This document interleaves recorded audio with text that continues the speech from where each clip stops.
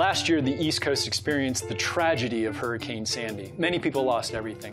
Thousands of people went without water, electricity, and heat for what seemed like an eternity.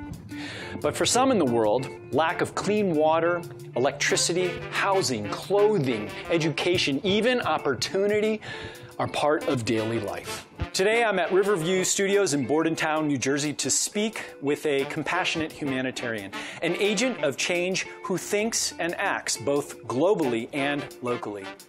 Jim Parker is an award-winning 36-year veteran filmmaker and founder and owner of Riverview Studios. But more than that, he's traveled the world and witnessed firsthand people struggling to thrive in conditions that many of us can only read about, let alone fully comprehend. Jim not only gets it, he's answered the call. My name is Anzalone, and this is What Matters Most.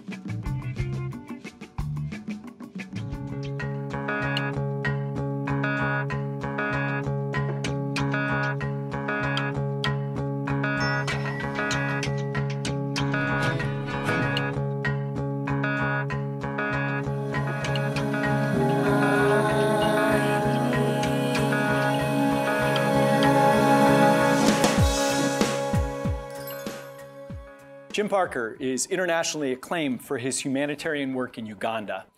He is the founder of the Parker Mother-Child Foundation, a non-for-profit organization dedicated to helping mothers and their children by bridging the gap between regulated government assistance and the actual needs of the recipients, providing direct aid in the form of scholarships and microfinances. Jim, welcome to What Matters Most. Thank you.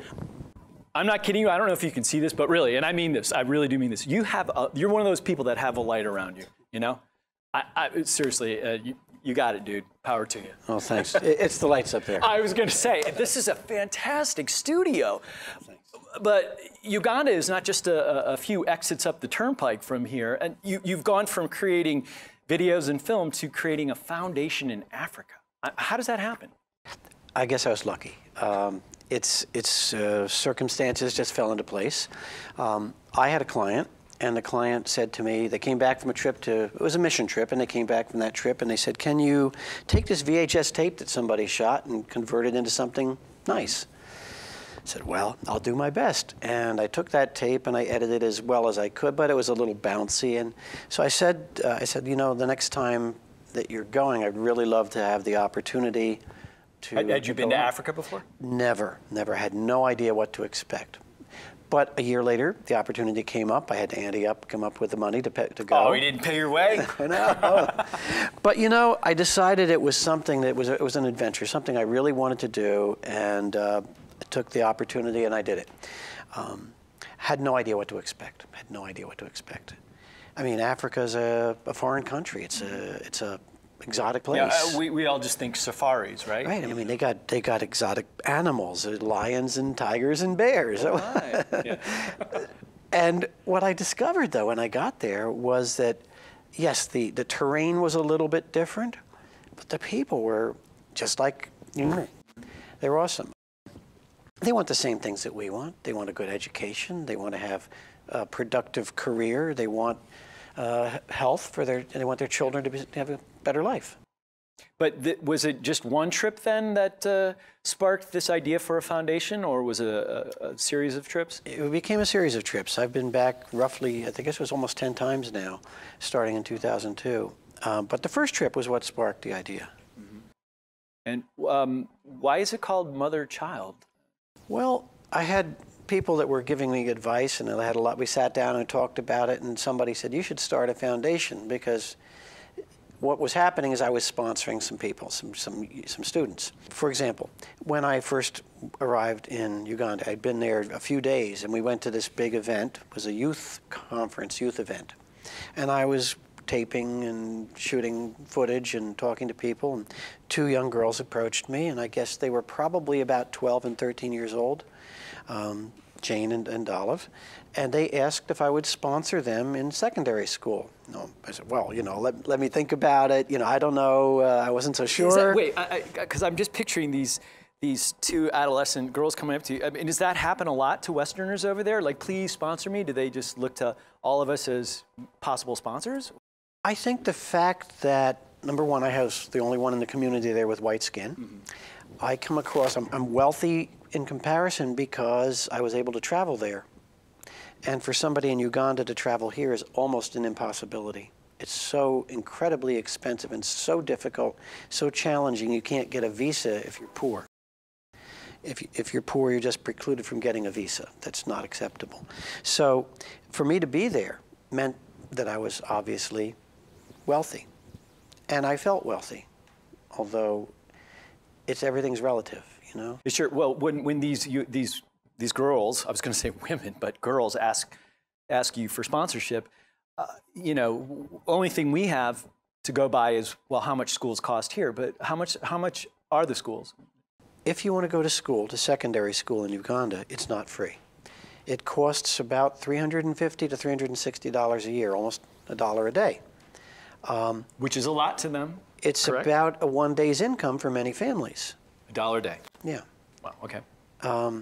So if you have several children, you're lucky if one of them or two of them might actually get to go to school. And the boys always have the preference over the girls. Hence the decision to make it focused towards women and children. If you educate a girl in Uganda, that girl goes back to assist her family. She'll assist her siblings. She'll educate her entire community, and her entire community is uplifted. If you educate a boy, the boy may marry, he may go off, he may get a job. You're educating one person. It's just the way things seem to work. Right, and it's not, I mean, listen, any of us that were around in the 70s, we know about Uganda because of Idi Amin. Right. By the same token, my daughter, who's 15, she knows about Uganda because of Kony 2012, what happened with the LRA and this.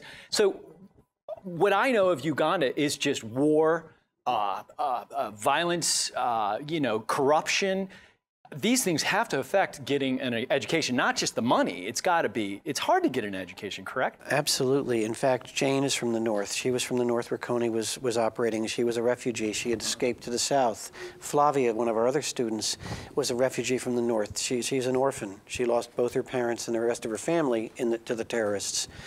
It's horrible, the fact that, I mean, trying to survive in a country where you can't count on things and where you're on the run and you're escaping and you don't have a home anymore. Do you, not to stop you, but you being a Westerner, the many trips you've made over there, have you been involved? Were you ever scared? Were you ever involved in any of these civil wars?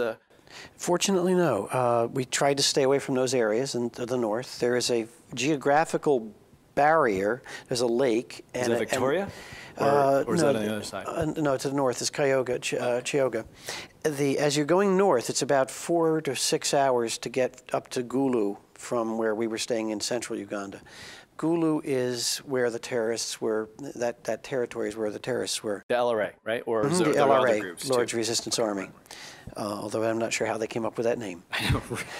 Well, aren't they sort of Christian-based, or their philosophy is sort of Bible? Presumably, yeah. yes. Yeah. Although, how can you justify terrorizing and rape and pillage and murder? Well, you know? I think you could argue that almost half of the wars that have happened on this planet were religion-based. Yes. But anyway, that's a whole other show. So, so you never then were exposed to any of that? We stayed away from that area until the terrorists were gone. And then the last trip, I went up to the north to visit, and we went to where Jane had come from and where Flavia had come from. And yeah, so it was, but there were times when we would read in the newspaper about it. It was a bus was attacked and 30 people were killed on that bus. Yeah. And you think that it's not that far away. Right, yeah.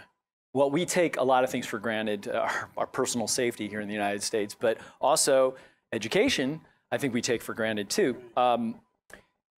If I were a young girl, that's kind of funny to think, but if I were a young girl and I were in Uganda, how would I go about, getting sponsored by the Parker Mother Foundation? What steps are involved? Well, we're a small foundation. We operate with the resources that we have, which means whatever I can take out of my pocket, whatever funds we can get from other people or foundations that are willing to support us. So I can only do a few students at a time. So we're very selective. And all of the girls that I've sponsored have been referred to me by somebody that we knew, and I've interviewed them and I met them. So I know the families, I know the students, and we keep in touch. I usually go back every year. I get reports from the schools. We know that they're doing well. In fact, the first two girls that I ultimately sponsored were, Jane and Olive. They'd come and ask me to sponsor them, and I said I wasn't sure. Well, I took that leap of faith. After the first year, they did so well that I decided to renew, and until they graduated from high school, from secondary school. And it was very satisfying to see them graduate and do so well. Have any of them ever offered to give you money back or anything like that? No, and I wouldn't expect it, but No. I do send them little gifts every now and then. For example, I can load airtime onto their phones. Uganda's an interesting place. A lot of if you think back 50 years ago here, how life was 50 years ago, it's kind of like how it is there now. We had telephone poles and infrastructure. They bypassed a lot of that. They jumped right to the cell phones. The only way you can communicate in Uganda effectively is with a cell phone. And unfortunately, cell phones are expensive. Yeah.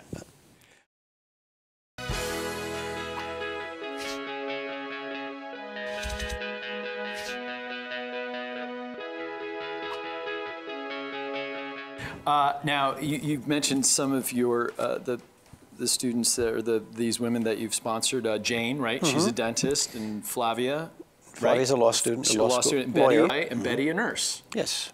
Surgical nurse, actually. Actually, yes. When you think about it, where do you think their life would have been if they hadn't met you? Well, they've told me. I mean, Jane said to me flat out, I would have been barefoot in a dirt yard with a mud house, raising kids, and maybe I would have had a cow if I was lucky. Wow. Having a cow means something completely different to us over here, but yeah, but even so, even though they've made this jump now and they have educations, it's still, from what I know of Uganda and some of the resolutions that have been passed, the National Action Plan on Women, next door over in the Congo, Goma, these are all resolutions that were passed to protect women because of the violence there, right? It's a man's world and not a nice man's world. Correct? Exactly. It's a troubling place. There's a lot of things that we've evolved beyond, hopefully, as a society. Yes, it is very much a man's world, which is why it's hard for a girl to get an education. And yet the women are the mainstay of the household. The women are the mainstay of the family. They are the matriarch. They're the ones who hold everything together. The men may go out after work and hang out with their friends and play games and do whatever. But the women are always there. They take care of the children. They provide the meals. They provide for the family and the education of their children. Yeah, you've developed some really strong relationships with these women. You've been back to visit them a couple times. Is there anyone in the process now that maybe you'd like to talk about, or some other relationships that you've formed? Well, yeah. I mean, over the years, there have been so many different women and girls that I've helped. Carol, right now, she's a teacher. Her family is being run off their property because they don't have the money. Back 20, 30, 40 years ago, Carol's grandfather shook hands with a guy. They paid him some money. A deal was made, and the property exchanged hands. There was no paperwork. He owned the property, he paid for it. So now some smart young guy has come along and says, I own that property, I got documents. Who can prove anything? So now they're facing eviction from this property. They have no place to go. So Carol sends me a message, I need help, what can I do? So I'm trying to find ways that I can get the women over there to help each other. So I contacted Flavia and I said, as a new lawyer, help me out. Find me some solutions. Ultimately, there's no good answer, but I'm trying to get them to help each other. Before Jane and Betty knew each other, Betty said, I need a dentist. I really need a dentist. I've got a pain in my tooth. I said, go to Jane. And when Jane needed nursing. Go to Betty. Wow, this is great. It's all circular. I mean, you establish this foundation, and now they're all helping each other, and it will just continue to exponentially grow. I certainly hope so. Yeah, that's great. This has to affect you on a personal level, correct? Somewhere inside. Oh my God, yeah. I mean, on those days when life is hard and, you know, things don't always go well. They don't always go according to your plan. So I have some pretty down days. And when I think about how fortunate I am to have met these people and to know that they're doing well, and maybe one day they'll take care of me in my old age. Are you spiritual? I guess so. Not in an organized way, but in more of a, I feel connected. Right. You strike me as that way. And see, you're one of those people that is spiritual and doesn't flaunt it or is just oblivious to it. You walk the walk. You've got that light thing going on. I'm telling you. I just follow the path. Right. That's wonderful. And people follow you and you're a leader. It's truly.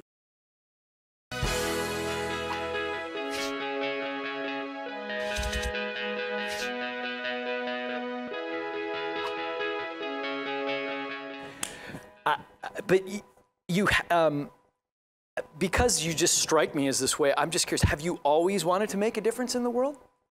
I think we all do. I mean, deep inside, I think we all really want to do something meaningful with our lives. We want to feel that we've done something good. We've changed the world in a positive way. I've had so many influences. The biggest influence in my life was my daughter. Yeah. Your daughter, she works at the Trenton area soup kitchen? Yes. Task? Yes, she was just promoted to director of programming there. So, just backtracking a little bit, what do you think, or do you remember what your first humanitarian, your first act of humanitarianism would have been, or?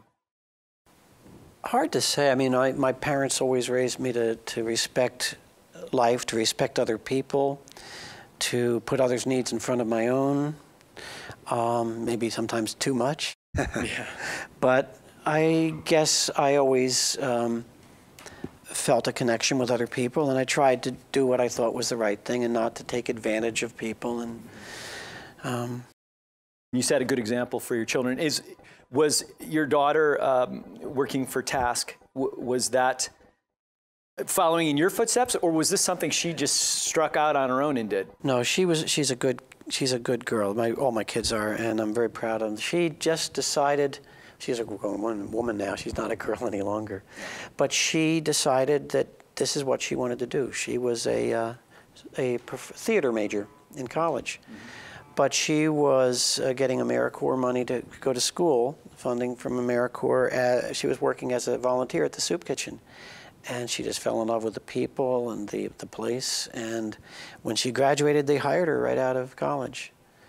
And it's a big operation. They have 20 full-time employees, and they serve a lot of meals.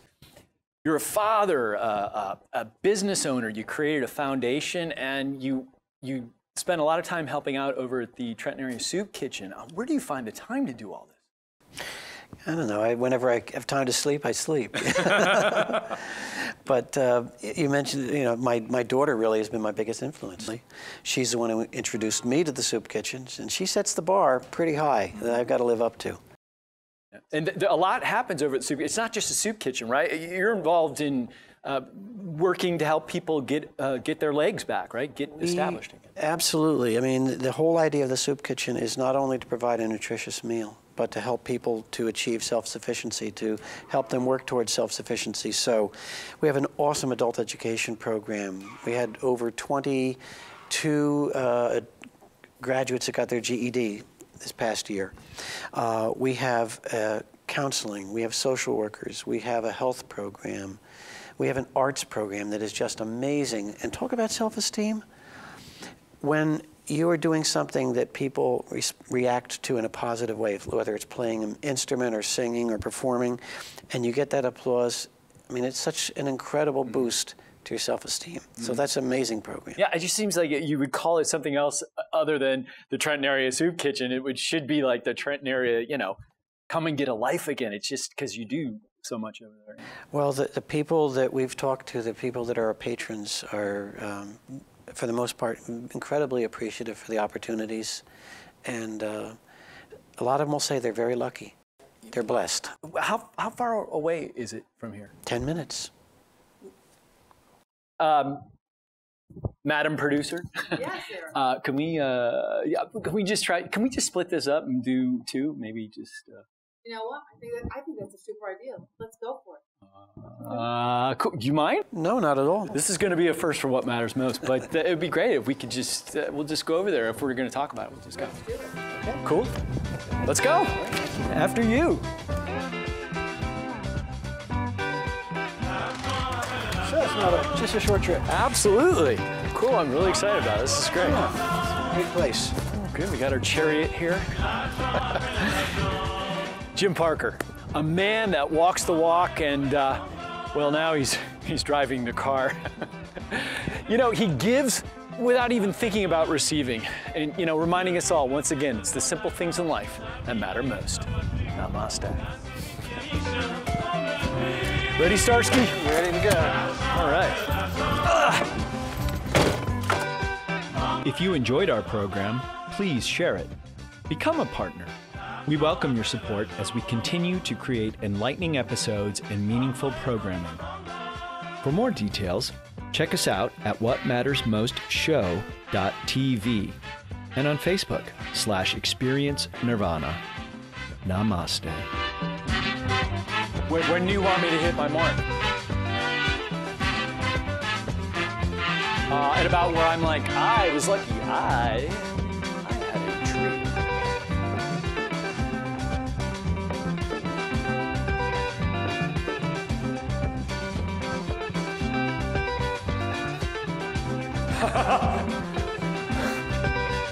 That wasn't butch enough? Okay, I'm sorry. Okay. Last year, the East Coast... One more time, sorry. Ready? Okay, got it.